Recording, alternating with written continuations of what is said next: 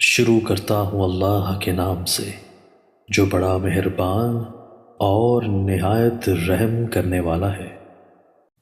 سیدنا انس بن مالک رضی اللہ تعالیٰ عنہ سے روایت ہے، نبی کریم صلی اللہ علیہ وآلہ وسلم نے فرمایا، قیامت کے دن ایک جہنمی سے کہا جائے گا، کیا تیرا یہ خیال ہے کہ اگر تیرے پاس زمین پر پائے جانے والے سارے خزانے ہوتے تو کیا تو جہنم سے آزاد ہونے کے لیے وہ اس فدیے میں دے دیتا؟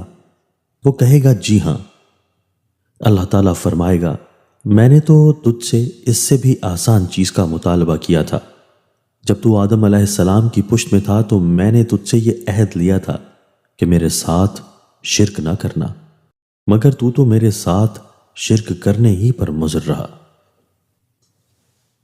سیدنا انس بن مالک رضی اللہ تعالیٰ عنہ بیان کرتے ہیں کہ رسول اللہ صلی اللہ علیہ وآلہ وسلم نے فرمایا، میں چاہتا ہوں کہ اپنے بھائیوں کو ملوں۔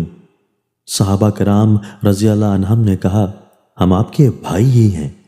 آپ صلی اللہ علیہ وآلہ وسلم نے فرمایا، تم تو میرے ساتھی ہو، میرے بھائی تو وہ ہیں جو بن دیکھے مجھ پر ایمان لائیں گے۔